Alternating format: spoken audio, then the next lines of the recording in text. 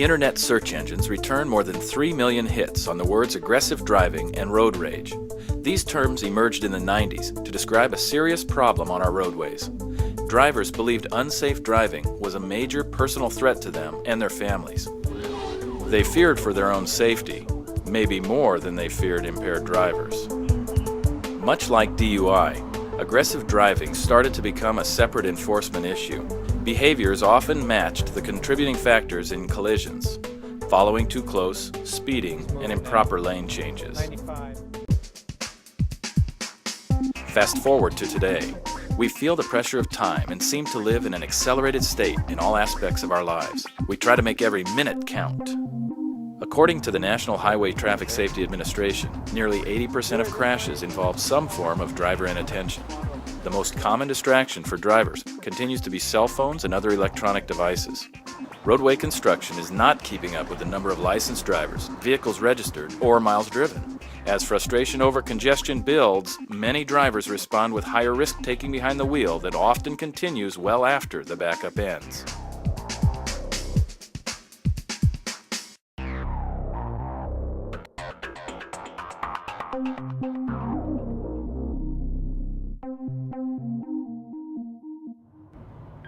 Aggressive driving isn't slowing down.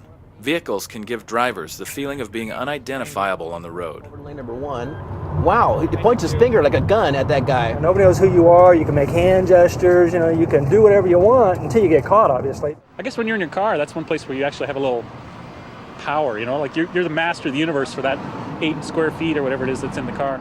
And he was flashing his lights at me to get over and everything else, and I thought to myself, why would I want to get over? Because I'm not breaking the law. I'm in the carpool lane and he's a single guy trying to get in front of us, So how do we influence driver behavior?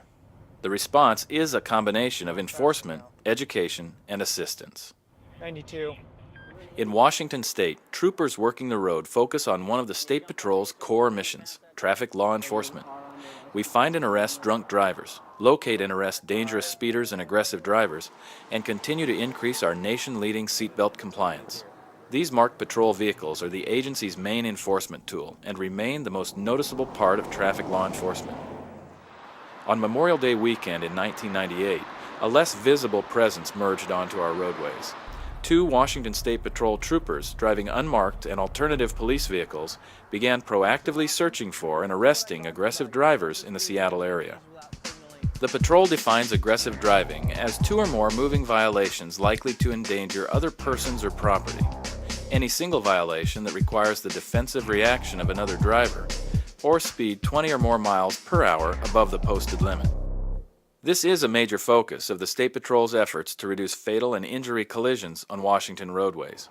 The Aggressive Driving Apprehension Team, or ADAT, now has 40 troopers in the program. They never have a shortage of dangerous drivers to identify and stop. He's pulling ahead of me and I'm doing 85. Oh, that's Neg. He's just sliced between those trucks. Our state is getting busier and busier and people are becoming more and more impatient because the traffic is getting heavier and heavier. So they're going to speed up. They don't want to wait. Incidents of motorists being challenged or threatened has become an everyday event. You're almost 90 miles an hour back there and 60 mile an hour there, sir. What was up with pointing your finger like a gun at that guy back there? The patrol uses citizen input and other data to determine where to strategically locate ADAT vehicles. People driving down the road see somebody driving aggressively like that, and they always wish that there was a cop around. The old saying, there's never a cop around when you need one. Well, this is the cop that's around, and he's watching it happen, and he's able to pull those people over. The Washington State Patrol has also developed a new resource for citizens to report where they feel aggressive drivers are endangering our roadways. The State Patrol has developed an aggressive driving web page. So if you see aggressive driving, you can't safely call 911 at the time, you can go home, click on the State Patrol website, go to the aggressive driving button at the bottom. From there, fill out all the pertinent information: the vehicle license plate, the vehicle type, where the violations occurred, and what you saw happen. From there, the district will then contact you with follow-up information. The website gets close to 1,500 reports annually, and calls received by 911 radio operators number 15,000. Unmarked ADAT vehicles represent only 6% of the total troopers on the road. Yet this group makes nearly 1/4 of the aggressive driver stops statewide. I get to focus on the people that are 20 plus miles an hour over the speed limit. They know that they're speeding, and to be quite frank, they don't seem to care. Targeted enforcement not only makes our roads safer, but can lead to further citations and arrests. Okay, so what we have here is 95 and a 60, $276.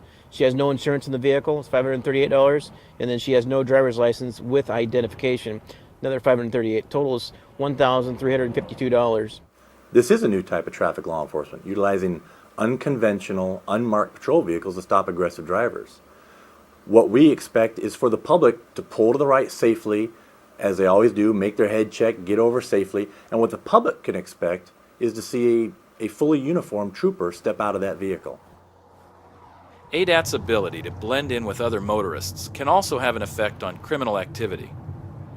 Since most criminals drive to and from their illegal actions, what starts as a stop for unsafe driving can reveal all kinds of non-traffic offenses. Hand me the pipe right now, please. Did you smoke this pipe today? I can smell it. It smells like marijuana, okay? Is there anything else in the car you know about? Now I'm going to search the car, okay? On the road, aggressive drivers seem to only care about their individual rights and freedom. Some even view driving as a competition. They allow their high frustration levels to diminish any concern for other motorists.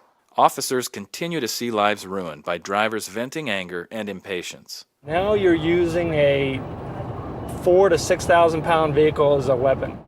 Washington State Patrol Detective Bruce Lance investigates the consequences of aggressive driving. In addition to being illegal, it's often clearly criminal. The Criminal Investigation Division has seen a noticeable increase in the number of injury and fatality collisions caused by aggressive drivers and road rage drivers. 25% of my caseload last year involved road rage and aggressive driving collisions. Depending on the severity of the collision, drivers can be charged with either a Class B or a Class A felony. One of the most notable collisions occurred on State Route 512 within the city of Puyallup. Two drivers were having disagreements on State Route 512 heading eastbound towards the Puyallup Fairgrounds. One of the suspects pulled in front of the other suspect and locked his brakes up, causing the second suspect to strike his vehicle. One of the vehicles lost control, veered onto the right shoulder of State Route 512.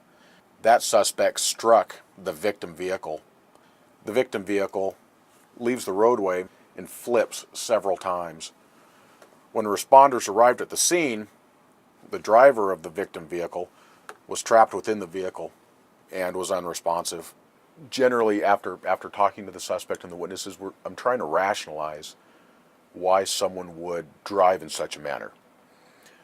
Whether they take driving for granted, whether they think that their vehicle can't hurt anybody else, even though I personally consider a motor vehicle a very, very large weapon. The reality is that high-risk drivers are a part of our commutes. The best strategy is to be a cautious and considerate driver yourself. If you are confronted by an aggressive driver, don't challenge them by speeding up. Make every attempt to safely get out of their way. Avoid eye contact. This can sometimes enrage an aggressive driver. Ignore gestures and refuse to return them. This will only escalate the situation. Finally, wear your seatbelt. It will hold you in the seat and behind the wheel in case you need to make a defensive reaction, and it will protect you in a collision.